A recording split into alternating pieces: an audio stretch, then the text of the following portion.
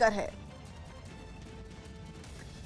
कृषि सुधार कानून का विरोध कर रहे किसानों ने हरियाणा के रोहतक में खूब हंगामा किया। रोहतक की महर्षि दयानंद यूनिवर्सिटी में दुष्यंत चौटाला की पार्टी के छात्र संघ का कार्यक्रम रखा गया था, जिसकी खबर किसानों को लग गई और किसानों ने कार्यक्रम बंद करवाने के लिए यूनिवर्सिटी की तरफ कूच कर दिया।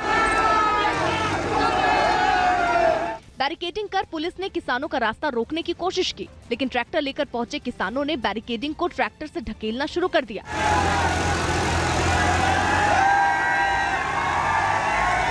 कई सारे पुलिस वाले बैरिकेडिंग पकड़कर खड़े हो गए ताकि किसान ट्रैक्टर से बैरिकेड गिरा न पाए, लेकिन कोशिश कामयाब नहीं हो पाई। किसानों ने आखिरकार ट्रैक्टर से बैरिकेडिंग गिरा दी और आगे बढ़ने लगे। तभी कुछ पुलिस वालों ने ट्रैक्टर को घेर लिया और एक पुलिस वाला ट्रैक्टर के ऊपर चढ़कर उसे रोकने में लग गया। कुछ देर में ट्रैक्टर भगाने में किसान कामयाब हो गए। पुलिस वालों ने भी हंगामा करने वालों से निपटने के लिए पूरी तैयारी की थी। थोड़ी दूरी पर एक बस को रुकवाकर किसानों का रास्ता रोक दिया गया। कभी किसान आगे तो कभी पुलिस आगे। काफी देर तक यूनिवर्सिटी को घेरने वाली सड़कों पर इसी तरह हंगामा चलता रहा। पुलिस के बड़े अधिकारी भी मौके पर पहुंच गए, जो कभी सख्ती से तो कभी हाथ जोड़कर किसानों को मनाने की और उन्हें वापस भेजने की कोशिश करते रहे। यूनिवर्सिटी में दुष्यंत चौटाला की पार्टी जेजेपी की छात्र इकाई इनसो का 19वां स्थापना दिवस मनाया जा रहा था, लेकिन किसानों ने चेतावनी दे दी कि वो बीजेपी और जेजेपी का कोई कार्यक्रम नहीं होने देंगे। जब तक कार्यक्रम चलता रहा, यूनिवर्सिटी के चारों तरफ पुलिस की भारी तैनाती रही। मध्य प्रदेश के ग्वालियर चंबल के इलाके में बारिश ने कहर बरपा दिया है। बांधों के गेट खोलने से सिंध और सीप नदी ने भारी तबाही मचाई। बाढ़ और बारिश की वजह से ग्वालियर और चंबल इलाके में करोड़ों की लागत से तैयार हुए 6 पुल ताश के पत्तों की तरह बिखर गए, जिसकी तस्वीरें हम आपको दिखा रहे हैं कि किस तरह से ये पुल खिलौनों की तरह बहते हुए पानी में समा गए। आपको बता दें, इनमें से 4 पुल ऐसे थे जो बीते 10 से 12 साल पहले ही बनकर तैयार हुए थे। तो वहीं पूर्व मुख्यमंत्री कमलनाथ ने पूरे मामले में उच्च स्तरीय जांच और जवाबदेही तय करने की मांग की है। मंगलवार को सिंध नदी के तेज पानी में रतनगढ़ वाली माता मंदिर का पुल टूटा, तो बुधवार को दतिया जिले में सिंध नदी पर बना सेवड़ा पुल भी बह गया। राजस्थान के कोटा में भारी बारिश के बाद कई इलाकों में भरे पानी से ऐसा कोहराम मचा कि लोगों को अपना घर छोड़कर जाने तक की नौबत आ गई। सड़कें तो सड़कें, लोगों के घरों में भी पानी भर गया। ये बताया गया कि अब तक 500 लोगों को ऐसे इलाकों से सुरक्षित बाहर निकालकर लाया जा चुका है। और जो अब भी वहां मौजूद हैं, वो लगातार मुश्किलों का सामना कर रहे हैं। वहां के एक इलाके से जो तस्वीरें सामने आई, उनमें बाढ़ जैसे हालात दिखाई दिए। सड़कें पानी से लबालब भरी दिखी। उन्हें देखकर कोई ये नहीं कह सकता कि जहां पानी भरा है वहां कंक्रीट की सड़क भी होगी, चाहे मेन रोड हो या कोई गली। ऐसी कोई जगह पानी ने नहीं छोड़ी जहां उसने अपना दबदबा ना बना रखा हो। कोटा के अंदर अभी तकरीबन 10 से ज्यादा कॉलोनियां हैं जहां पर तकरीबन 8 फीट तक का पानी है। रोजाना के कामों पर जो असर पड़ा सो पड़ा। जगह जगह पानी भरने से मरीजों की परेशानी भी दोगुनी हो गई। चारों तरफ घूम ले, किधर से जाएंगे किधर से नहीं जाएंगे। तालाब बन चुकी सड़कों को देखकर तो ऐसा ही लगा वहां गाड़ी या मोटरसाइकिल चलाने से अच्छा है कि नाव के जरिए ही कहीं भी आया जाया जाए, ताकि इतने पानी में गाड़ियों के बंद होने के खतरे को टाला जा सके। लेकिन कोटा के ही एक दूसरे इलाके में बाढ़ ने न केवल लोगों की बल्कि जानवरों की मुश्किलें भी बढ़ा दी। वहां पार्वती नदी के सैलाब में 2 गाय बहती हुई एक मकान की छत पर जा पहुंची, जिन्हें रेस्क्यू करने के लिए एसडीआरएफ की टीम वहां पहुंची और दोनों गायों को मकान से नीचे उतारने का काम शुरू किया गया। इसके लिए खुदाई करने वाली एक मशीन की मदद ली गई। इस दौरान वहां लोग भी इकट्ठा हो गए, जिन्होंने वहां खड़े होकर ये सब कुछ देखा। एक एक कर दोनों गायों को नीचे उतारा गया, जिसके बाद वो दोनों अपने पैरों पर वहां से चली गई। पार्वती नदी के बहाव ने पानी में बहकर छत के ऊपर गाय पहुंच गई। यही वो गाय है जो यहां से पानी के अंदर बहकर ऊपर तक पहुंच गई थी और अब उसको रेस्क्यू कर लिया गया। मध्य प्रदेश के शिवपुरी से रेस्क्यू का एक हैरान करने वाला वीडियो सामने आया। वहां कुछ लोग भारी जल जमाव के बाद अपने घर की छत पर फंस गए, जिन्हें बचाने के लिए सेना के एक हेलीकॉप्टर को आना पड़ा। लेकिन हेलीकॉप्टर में बैठे जवान ने पहले तो जगह का मुआयना किया और फिर धीरे धीरे हेलीकॉप्टर को छत के करीब लेकर गए। जैसे ही हेलीकॉप्टर छत के करीब पहुंचा, जवान ने एक एक करके 4 लोगों को हाथ से खींचकर अंदर बिठाया। इस बीच एक बार हेलीकॉप्टर ने संतुलन खोया तो छत पर मौजूद एक लड़के को जवान ने बैठ जाने का इशारा भी किया और फिर एक झटके में उसे भी हाथ देकर हेलीकॉप्टर में बिठा लिया। 5 लोगों को रेस्क्यू करने के बाद उन्हें सुरक्षित ठिकानों पर पहुंचा दिया गया। पाकिस्तान के पंजाब प्रांत के रहीम यार खान जिले में कट्टरपंथियों की भीड़ ने एक मंदिर पर हमला करने के बाद उसे आग के हवाले कर दिया, जिस पर वहां की सुप्रीम कोर्ट ने प्रशासन से रिपोर्ट मांगी। वहां कुछ दिन पहले एक 8 साल के बच्चे पर ईश निंदा का आरोप लगा था, लेकिन बाद में कोर्ट ने उसे जमानत पर रिहा कर दिया। लेकिन इलाके के कुछ कट्टरपंथियों को ये फैसला पसंद नहीं आया और उन्होंने वहां के सिद्धि विनायक मंदिर पर हमला कर दिया। बड़ी तादाद में उपद्रवी वहां इकट्ठा हो गए और मंदिर में घुसने की कोशिश करने लगे। इस हमले का एक दिल दहला देने वाला वीडियो भी सामने आया। वीडियो में मंदिर के बाहर भारी भीड़ इकट्ठा नजर आई। इस दौरान लाठियों और लोहे की रॉड से लैस लोगों ने मंदिर के दरवाजे को तोड़ना शुरू कर दिया। पत्थरों से भी हमला किया गया। जल्दी ही उपद्रवियों ने मंदिर का मेन गेट तोड़ दिया और अंदर घुस गए। मंदिर को तहस नहस करने के बाद उसे आग के हवाले कर दिया गया। सामने आए वीडियो में मंदिर से लपटें उठती दिखाई दी। जानकारी मिलने पर पुलिस भी वहां पहुंची, लेकिन उपद्रवियों ने उन्हें खदेड़ दिया। कट्टरपंथियों की भीड़ के आगे किसी की नहीं चली। बाद में वहां बड़ी तादाद में सुरक्षा बल भेजे गए, तब जाकर हंगामे पर काबू पाया जा सका। पाकिस्तान में हिंदू मंदिर को निशाना बनाए जाने पर भारत ने भी कड़ा एतराज जताया और पाकिस्तान की सरकार पर अल्पसंख्यकों की सुरक्षा करने में नाकाम रहने का आरोप लगाया। These incidents are occurring at an alarming rate, while the state and security institutions in Pakistan have stood by idly and completely failed in preventing these attacks on the minority communities. Uttar Pradesh के प्रयागराज से अवैध निर्माण पर bulldozer चलाए जाने का एक video सामने आया। बताया गया कि संपत्ति वसीम रिजवी की थी, जिसे सरकारी आदेश के बाद जमींदोज कर दिया गया। रिजवी के रसूख के चलते बनाई गई इस इमारत को प्रशासन एक बार पहले भी तोड़ चुका था, लेकिन जरूरी मशीन के ना होने से इसे बीच में ही रोकना पड़ा था। इस बार 10 करोड़ की इस प्रॉपर्टी को पूरी तरह से मलबे में तब्दील कर दिया गया। बताया गया कि प्रशासन इस जगह से मुहर्रम के जुलूस के लिए रास्ता निकालेगा, जो कि सीधे इमाम बाड़े तक जाएगा। पश्चिम बंगाल के उत्तर 24 परगना में वैक्सीन नहीं मिलने पर प्रदर्शन कर रहे लोगों पर पुलिस ने लाठीचार्ज कर दिया। लोगों ने आरोप लगाया कि ऑनलाइन रजिस्ट्रेशन कराने के बावजूद उनको वैक्सीनेशन सेंटर में टीका लगने से मना कर दिया गया, जिसके बाद लोगों का गुस्सा फूट पड़ा और उन्होंने हंगामा शुरू कर दिया। हालात ऐसे हो गए कि वैक्सीनेशन सेंटर को बंद करना पड़ा। टीका नहीं मिलने से भड़के लोग बाहर इकट्ठा हो गए और बहस करने लगे। इस दौरान उन्हें समझाने की कोशिश की गई, लेकिन वो नहीं माने। আপনারা যারা অনলাইনে বুকিং করেছেন এই মুহূর্তে তাদের ভ্যাকসিন আজকে হচ্ছে না। एक बुजुर्ग तो सड़क पर ही बैठ गए और धरना देने लगे। माहौल बिगड़ता देख पुलिस वहां पहुंची और लोगों को हटाने की कोशिश शुरू की, लेकिन लोग भी पुलिस से उलझ पड़े। इसके बाद तो पुलिस वाले भी भड़क गए और उन्होंने लोगों पर लाठियां बरसानी शुरू कर दी। धरने पर बैठे बुजुर्ग को भी खींचकर हटा दिया गया। इस दौरान उनके साथ मौजूद महिला ने उन्हें बचाने की कोशिश की, लेकिन तब तक पुलिस वाले ने उन्हें कई लाठियां मार दी। পুলিশের লাঠিচার্জ। ये हरकत देखकर दूसरी महिला भी पुलिस वालों से भिड़ गई। हालांकि पुलिस ने उसे भी खदेड़ दिया। पुलिस ने प्रदर्शन कर रहे लोगों को हिरासत में ले लिया और थाने ले गई। लेकिन लड़ाई सिर्फ वैक्सीनेशन सेंटर पर नहीं हो रही है, बल्कि टीके के मुद्दे ने सियासी तूल भी पकड़ लिया है और अब मुख्यमंत्री ममता बनर्जी ने प्रधानमंत्री नरेंद्र मोदी को वैक्सीन देने के लिए चिट्ठी लिख दी। उन्होंने आरोप लगाया कि बंगाल से छोटा होने का बावजूद गुजरात में ज्यादा टीके लगाए जा रहे हैं, जिससे उनको कोई दिक्कत नहीं, लेकिन उनके राज्य को टीके नहीं दिए जा रहे हैं, तो ऐसे में वो क्या कर सकती हैं। चिट्ठी में ममता बनर्जी ने प्रधानमंत्री से वैक्सीन के मुद्दे पर राज्यों से भेदभाव नहीं करने की भी अपील की। हालांकि केंद्र सरकार के सूत्रों के मुताबिक पश्चिम बंगाल के पास टीके की 52 लाख डोज हैं, जिसका इस्तेमाल करने के बजाय उन्हें रिजर्व रखा गया है। वैक्सीन की इतनी डोज रिजर्व रखने के मामले में बंगाल देश का दूसरा राज्य है, जबकि इसी मामले में पहले नंबर पर महाराष्ट्र है और वहां भी बीजेपी की सरकार नहीं है। अफगानिस्तान के हेरात से एक चौंकाने वाला वीडियो सामने आया। वहां चौराहे पर लोग जमा होकर नारेबाजी करते नजर आए और ये नारेबाजी अफगान सेना के पक्ष में बताई गई। तालिबान के आतंक का जवाब देने के लिए अफगानिस्तान के आम लोग घर से निकले और कुछ लोगों ने तो घर की छतों पर खड़े होकर ही अल्लाह अकबर के नारे लगाए। रात के करीब 9 बजे सड़कों पर जश्न का माहौल हो गया जब लोग अपनी कारों में अफगानिस्तान का झंडा लहराते हुए नजर आए। इसके साथ ही कुछ सेना के हथियारबंद जवान भी वहां मौजूद थे। इन नारों को तालिबान के खिलाफ आम जनता का गुस्सा बताया गया।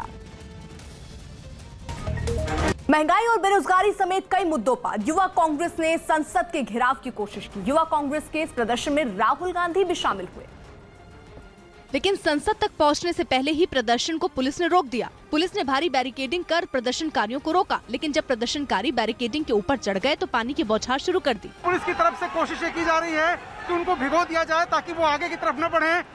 तो फिलहाल यूथ कांग्रेस के कार्यकर्ताओं को रोकने की कोशिश पुलिस यहाँ पर कर रही है। हालांकि जब पानी की बौछार से भी बात नहीं बनी तो कई नेताओं को हिरासत में भी ले लिया गया। पुलिस वाले एक एक नेता को पकड़कर बसों में बिठाते रहे। कांग्रेस पार्टी का आरोप है कि 500 से ज्यादा लोगों को हिरासत में लिया गया, जिनमें 2 सांसद और 2 विधायक भी शामिल हैं। इससे पहले प्रदर्शनकारियों से मिलने राहुल गांधी भी पहुंचे और बेरोजगारी के मुद्दे पर केंद्र सरकार को घेरने लगे। ये देश नरेंद्र मोदी के कारण रोजगार पैदा नहीं कर पा रहा है। यूथ कांग्रेस के इस प्रदर्शन की वजह से संसद के पास की कई सड़कों पर ट्रैफिक की रफ्तार बेहद सुस्त रही। संसद में जारी हंगामे के बीच प्रधानमंत्री बिना नाम लिए विपक्ष पर निशाना साधा और इसे उनका सेल्फ गोल बताया।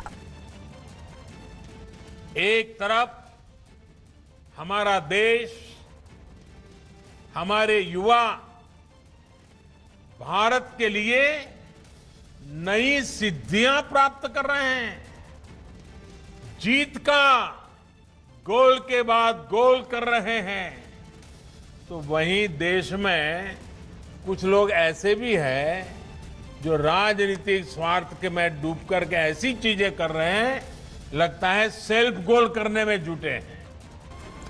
ट्रेनों में जल्द ही एसी और स्लीपर की तरह ही 3 नए क्लास के डिब्बे जोड़े जाएंगे। न्यूज़ 18 के चंदन जजवाड़े की रिपोर्ट है कि इन डिब्बों में सीट के लिए रिजर्वेशन कराते वक्त ही विकल्प चुनना होगा। जैसे स्लीपर के लिए एसएल होता है और चेयर कार के लिए सीसीआई, इसी तरह इनके लिए भी रेलवे ने एक खास कोड तय किया है।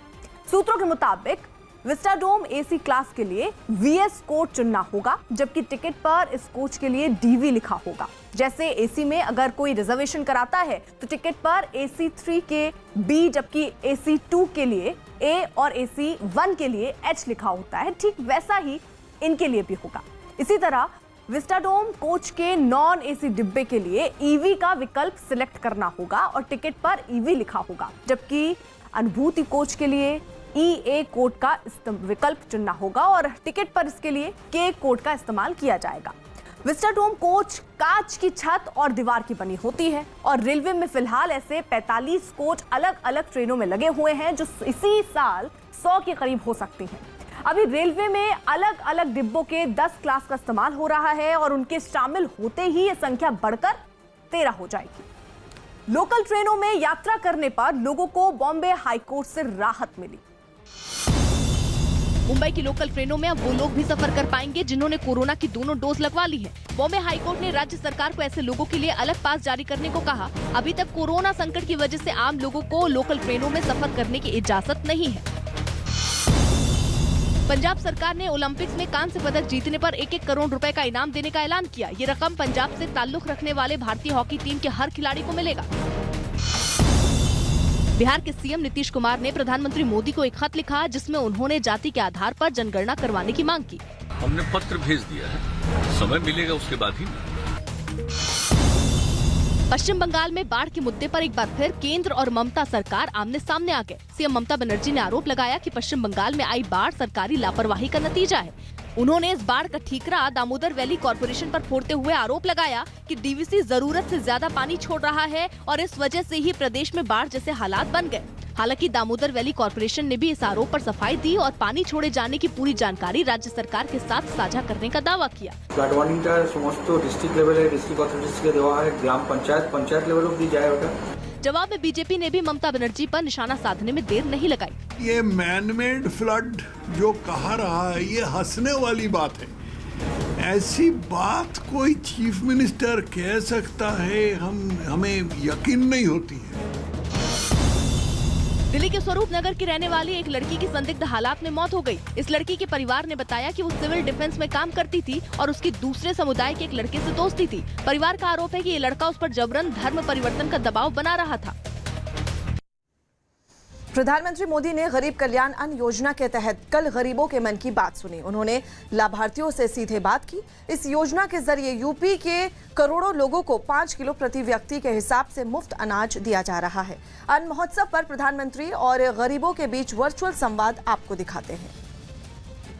5 अगस्त की ऐतिहासिक तारीख को पीएम मोदी ने गरीब कल्याण योजना का वर्चुअली शुभारंभ किया। इस दौरान पीएम मोदी ने यूपी के अलग अलग जिलों के उन लाभार्थियों से वीडियो कॉन्फ्रेंसिंग के जरिए बातचीत की जिन्हें इस योजना का लाभ मिला है। वाराणसी की बादामी देवी भी उन्हीं महिलाओं में आती हैं जिन्हें प्रधानमंत्री गरीब कल्याण योजना का लाभ मिला है। बादामी जी, आपका घर कैसा है, कच्चा है कि पक्का है? मंत्री जी, तुमका कृपा है कि वैसे एकदम मर ही रहा है हम सब पर। आपका तुमकी कृपा है कि हमको पक्की मिल गया है, आवास मिल गया है, राशन कार्ड मिल गया है, गैस सिलेंडर मिल रहा है और संडास मिल रहा है, बिजली लाइन मिल रहा है, पानी की व्यवस्था हो रहा है। इसी तरह कुशीनगर की अमलावती से भी पीएम मोदी ने बात की। पिछले 1.5 साल में आपके परिवार को मुफ्त राशन मिलने में कहीं कोई तकलीफ हुई? कहीं लेने गए और नहीं मिला, ऐसा होता है क्या? नहीं, राशन में हमने के तकलीफ नहीं है। पिछला बेर 9 महीना मिलल, ए बेर 2 महीना। हमके राशन जैसे मिला ताटे, एक 35 किलो, एक 10 किलो, महीना में 2 बार राशन मिलता। मंत्री जी, इस कार्यक्रम के आयोजन के दौरान यूपी के सीएम योगी आदित्यनाथ भी मौजूद रहे। प्रधानमंत्री गरीब कल्याण योजना के फायदे का जिक्र करते हुए सीएम योगी आदित्यनाथ ने कहा कि इस योजना के तहत हर उस घर की जरूरत को पूरा किया जा रहा है जिनकी आय के संसाधन न के बराबर हैं। जो केवल अंत्योदय और पात्र गृहस्थी का राशन कार्ड धारक था उसे तो यह खाद्यान्न उपलब्ध कराया ही गया, बल्कि अन्य जरूरतमंदों को यह खाद्यान्न प्रत्येक सार्वजनिक वितरण प्रणाली की दुकानों के माध्यम से उपलब्ध करवाने में मदद मिली। दावा किया जा रहा है कि 5 अगस्त की इस ऐतिहासिक तारीख के दिन यूपी में 80,000 राशन की दुकानों पर 80 लाख लोगों को मुफ्त राशन दिया गया। प्रधानमंत्री नरेंद्र मोदी ने इस दौरान इस बात का भी जिक्र किया कि आखिर 5 अगस्त की तारीख कैसे खास तारीख बन चुकी है। 2 साल पहले इसी तारीख का जिक्र करते हुए पीएम नरेंद्र मोदी ने कहा कि इसी दिन हमने श्रेष्ठ भारत की भावना को सशक्त किया था। इतना ही नहीं, 5 अगस्त को ही जम्मू कश्मीर से आर्टिकल 370 हटाकर हर नागरिक को उसका भागीदार बनाया। साथ ही इसी 5 अगस्त को सैकड़ों साल से चले आ रहे मामले में राम मंदिर के भव्य निर्माण की तरफ एक कदम आगे रखा था। करीब 7 दशक के बाद 2 साल पहले 5 अगस्त को ही आर्टिकल 370 को हटाकर जम्मू कश्मीर के हर नागरिक को हर अधिकार, हर सुविधा का पूरा भागीदार बनाया गया। इतना ही नहीं, पीएम मोदी ने इस दौरान पुरानी सरकारों पर भी जमकर हमला बोला। उन्होंने कहा कि पहले की सरकारों में अनाज की जिस तरह लूट होती थी, अब मौजूदा सरकार में लूट का वो रास्ता बंद हो चुका है। किसी ने वंशवाद के लिए, किसी ने अपने परिवार के लिए, किसी ने अपने राजनीतिक स्वार्थ के लिए यूपी को सिर्फ इस्तेमाल किया गया। इस दौरान पीएम मोदी ने योगी सरकार की भी जमकर तारीफ की। लेबनान में हुए पिछले साल धमाके की बरसी के मौके पर पुलिस और प्रदर्शनकारियों के बीच हिंसक झड़प हो गई। लेबनान की राजधानी बेरूत के एक गोदाम में 1 साल पहले जबरदस्त धमाका हुआ था जिसमें करीब 250 लोगों की मौत हुई थी, जबकि हजारों लोग घायल हुए थे। और इसी धमाके की पहली बरसी पर वहां सैकड़ों लोग सड़कों पर उतरे और सरकार के खिलाफ प्रदर्शन किया, लेकिन जल्दी ये प्रदर्शन हिंसक झड़प में बदल गई। गुस्साई भीड़ ने तोड़फोड़ के साथ आगजनी शुरू कर दी। सड़क पर कूड़ेदान रखकर उसमें आग लगा दी। पुलिस की गाड़ियों को भी नहीं छोड़ा गया। हालात बेकाबू होता देख पुलिस को मोर्चा संभालना पड़ा। प्रदर्शनकारियों से निपटने के लिए बख्तरबंद गाड़ियों तक उतार दी गई। भीड़ पर जमकर आंसू गैस के गोले दागे गए।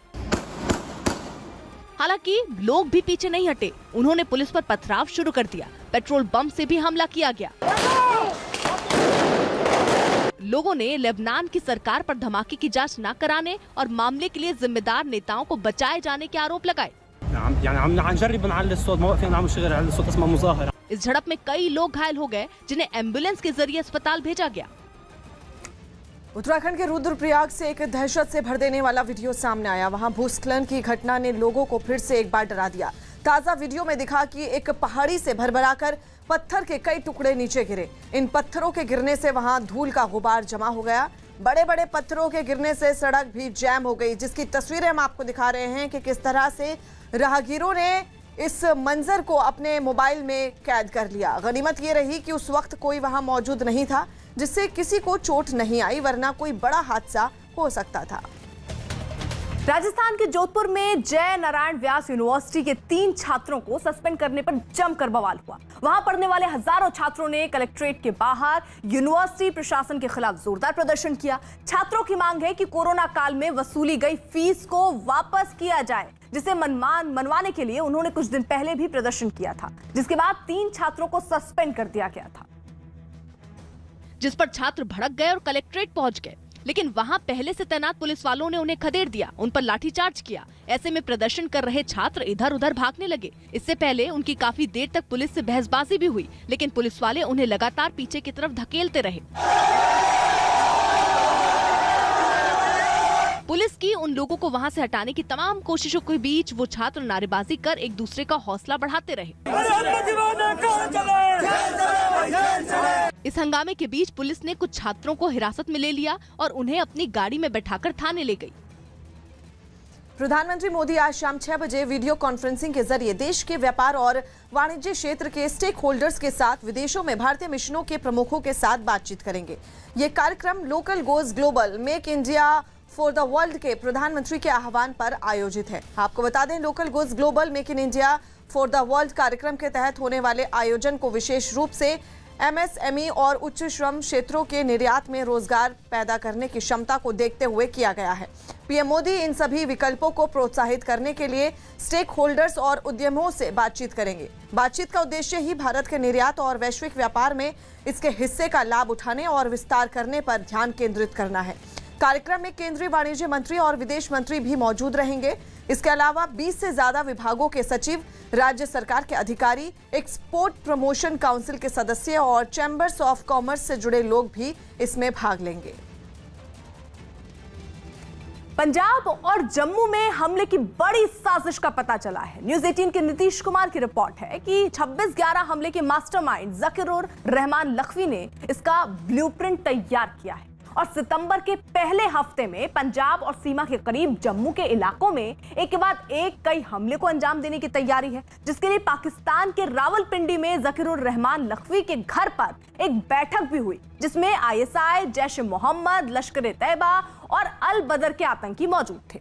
खुफिया एजेंसियों को जो जानकारी मिली उसके मुताबिक आतंकी संगठनों ने लखवी को कश्मीर में ऑपरेशन का मुखिया बनाया है। अमरिंदर सिंह के सलाहकार पद से प्रशांत किशोर ने इस्तीफा दे दिया। चुनावी रणनीतिकार प्रशांत किशोर ने पंजाब के सीएम कैप्टन अमरिंदर सिंह के सलाहकार के पद से इस्तीफा दे दिया। पता चला कि ऐसा उन्होंने व्यस्त होने की वजह से किया। पिछले कई दिनों से उनके राहुल और प्रियंका से मिलने की खबरें हैं। कहा जा रहा है कि वो कांग्रेस में शामिल हो सकते हैं। हालांकि पार्टी नेता इस पर खुलकर कुछ नहीं बोल रहे। क्या वो कांग्रेस में शामिल होने वाले हैं? इसका निश्चित उत्तर तो आला कमान से ही केवल मिल सकता है। हालांकि वो काफी समय तक कांग्रेस से जुड़े रहे और फिलहाल पार्टी से निलंबित नेता संजय झा का मानना है कि प्रशांत किशोर कांग्रेस से जुड़े तो फायदा होगा। यदि वो कांग्रेस पार्टी में आए तो मैं समझता हूँ कि कांग्रेस पार्टी के लिए भी अच्छा होगा और हो सकता है प्रशांत किशोर के लिए भी। बांग्लादेश में ढाका के पास बारात लेकर जा रही एक नाव पर आसमानी बिजली गिर गई, जिसमें 16 लोगों की मौत हो गई, जबकि 12 से ज्यादा लोग घायल हो गए। बताया गया कि घायलों में दूल्हा भी शामिल है। छत्तीसगढ़ के दंतेवाड़ा में नक्सलियों के लगाए आईईडी की चपेट में एक गाड़ी आ गई। इस धमाके में एक आदमी की मौत हो गई, जबकि 13 लोग घायल हो गए। ईडी ने कर्नाटक के पूर्व मंत्री रोशन बेग और कांग्रेस विधायक जमीर अहमद खान के ठिकानों पर छापा मारा। खबर है कि ये छापेमारी 4000 करोड़ रुपए के पूंजी घोटाले के मामले में की गई। महाराष्ट्र बीजेपी अध्यक्ष चंद्रकांत पाटिल महाराष्ट्र नवनिर्माण सेना के प्रमुख राज ठाकरे से मुलाकात करेंगे। आज सुबह 11:30 बजे दोनों नेताओं की मुलाकात होगी।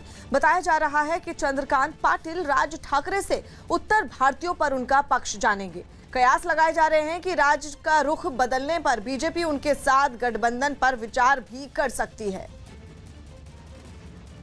एमएनएस अध्यक्ष राज ठाकरे के साथ बीजेपी प्रदेश अध्यक्ष की एक महत्वपूर्ण मुलाकात होने वाली है। इसको लेकर के हमारे साथ बीजेपी प्रदेश अध्यक्ष हैं चंद्रकांत पाटिल।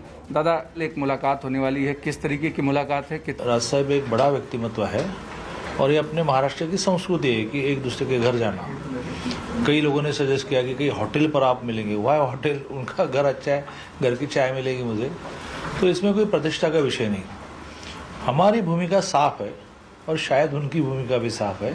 हमारी भूमिका साफ है कि जब तक परप्रांतीय अन्य प्रांतीयों के बारे में उनकी भूमिका में बदल नहीं होगा, हम राष्ट्रीय पक्ष है, राष्ट्रीय विचार के पक्ष है, हम उनसे दोस्ती नहीं कर सकते, या दोस्ती तो कर सकते हैं, हम उनसे युति नहीं कर सकते।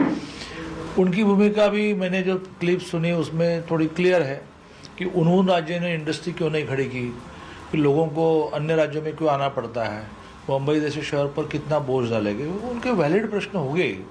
लेकिन आज उन्होंने राज्यों में डेवलपमेंट हुई नहीं है, रोजगार नहीं है, वो खुशी से नहीं आ रहे।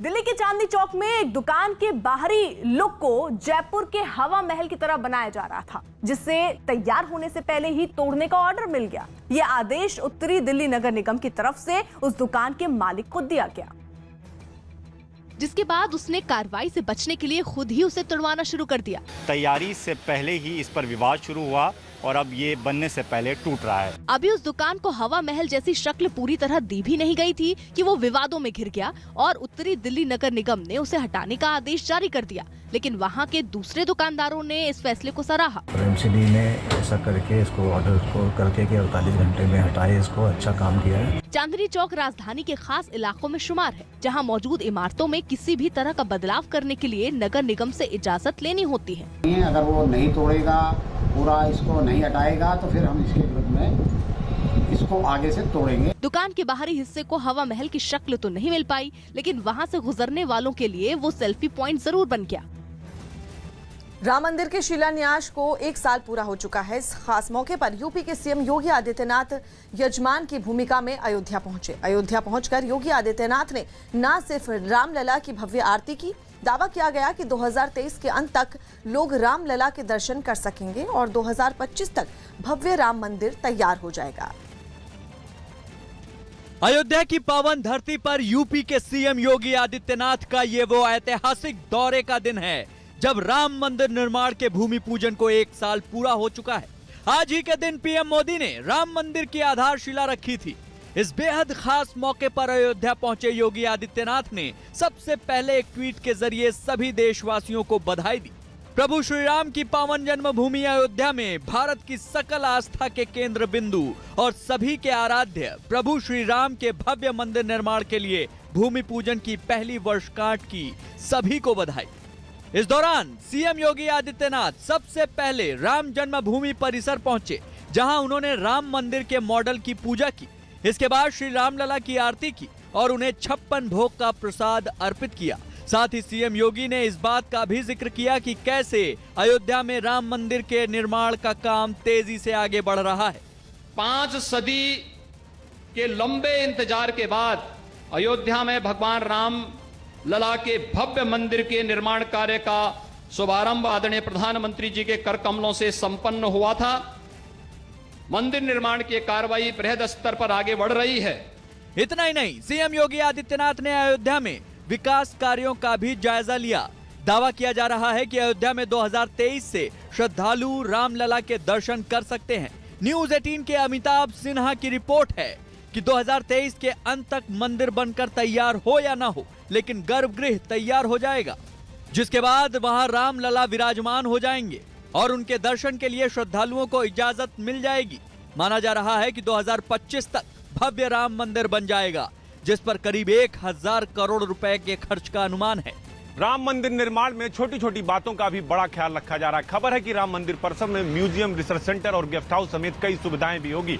कोशिश ये भी की जा रही कि राम मंदिर को इस तरह से तैयार किया जाए कि रामनवमी के दिन सूरज की रोशनी सीधे रामलला पर पड़े। अयोध्या में निर्माण कार्यों और एक नई अयोध्या बनाने की आदरणीय प्रधानमंत्री जी की जो संकल्पना है, इसमें अब तक 17 परियोजनाएं 138 करोड़ की पूर्ण हो चुकी हैं। 54 परियोजनाओं में, जिनमें 3136 करोड़ रुपए की लागत से इन परियोजनाओं में कार्य युद्ध स्तर पर चल रहा है। भव्य राम मंदिर निर्माण के लिए योगी सरकार ने एड़ी चोटी का जोर लगा रखा है। सरकार के निर्देशों पर न सिर्फ मंदिर का निर्माण तेजी से किया जा रहा है, बल्कि सुरक्षा मानकों का भी खास ख्याल रखा जा रहा है। बिहार में हुई तेज बारिश की वजह से लोगों की परेशानियां बढ़ गई। बारिश की वजह से नदियां उफान पर आ गई हैं और उसके आसपास के इलाकों में रहने वालों पर मुसीबत का पहाड़ टूट पड़ा है। पटना में तो नेशनल हाईवे पर पानी आ गया है, जिसकी वजह से उसे बंद करना पड़ा। इस हाईवे पर घुटनों तक पानी भर चुका है। मजबूरन लोगों को उसमें घुसकर इस पार से उस पार जाना पड़ा। बिहार की ज्यादातर नदियां खतरे के निशान से ऊपर बह रही हैं। पटना से दनियावा होते हुए बिहार शरीफ को जोड़ने वाली ये सड़क पूरी तरीके से बंद है। केवल पैदल चलने वालों ने ही नहीं, बल्कि मोटरसाइकिल चलाने वालों ने भी जोखिम उठाया और गिरते पड़ते हाईवे पर भरे पानी से होकर गुजरे। ऐसा डेंजर है कि वहाँ पे अगर आदमी पता नहीं चल रहा है रोड किस तरीके का रोड, अगर वहाँ से गाड़ी पलटी तो डायरेक्ट ये किसी के भी जान पे भी आ सकता है। हाईवे पर पानी भरने से परेशानी तो हुई, लेकिन कुछ बच्चों ने इसमें मौज मस्ती करने का बहाना ढूंढ लिया। कुछ बच्चे पानी में बैठे नजर आए तो कुछ बच्चे मोटरसाइकिल चलाते दिखे। एमपी के भिंड में चंबल, सिंध और बैसली नदी के किनारे 50 से ज्यादा गांव भीषण बाढ़ की चपेट में हैं। इन गांव में मकान पूरी तरह से पानी में डूब गए हैं और चारों तरफ पानी ही पानी नजर आ रहा है। सड़कों का नामो निशान पूरी तरह से मिट गया है और वहां गाड़ियों की जगह नाव चल रही है। तो वहीं एसडीआरएफ की टीम लोगों को सुरक्षित जगह पहुंचाने में जुटी हुई है। तो वहीं प्रशासन की ओर से अभी तक 6000 लोगों का रेस्क्यू किया गया है। फिलहाल राहत और बचाव का काम जारी है।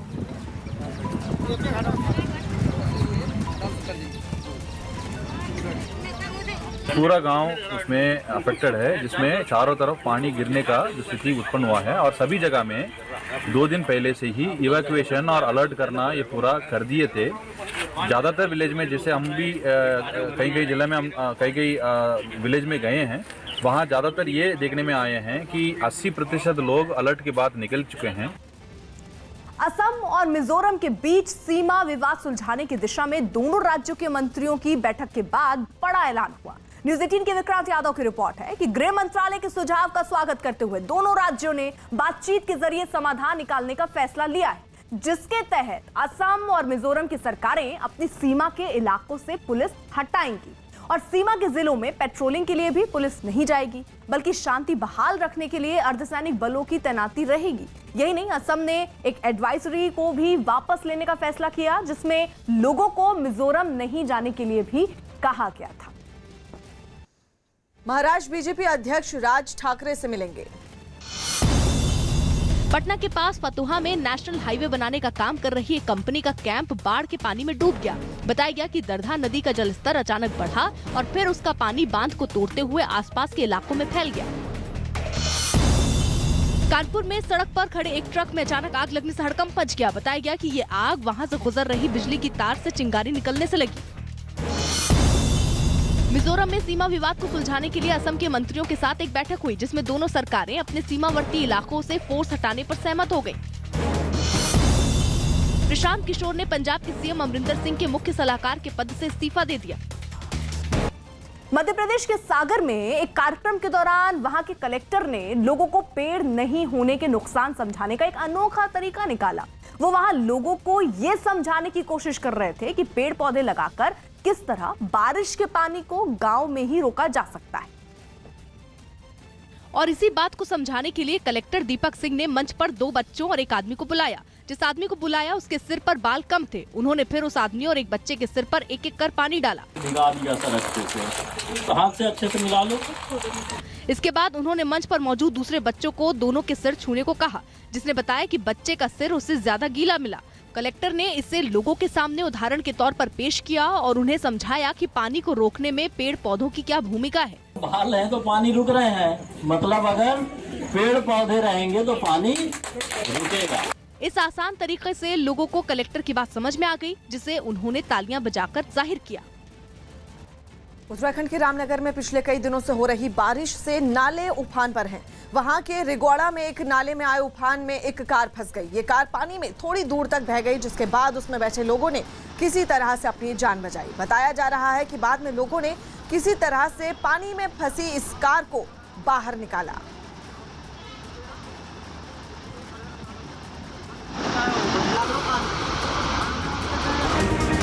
महिला हॉकी टीम की खिलाड़ी वंदना कटारिया के परिवार की शिकायत पर पुलिस ने उनके एक पड़ोसी को गिरफ्तार किया। आरोप है कि सेमीफाइनल मुकाबले में भारत की हार के बाद वंदना के घर के सामने पटाखे फोड़े गए,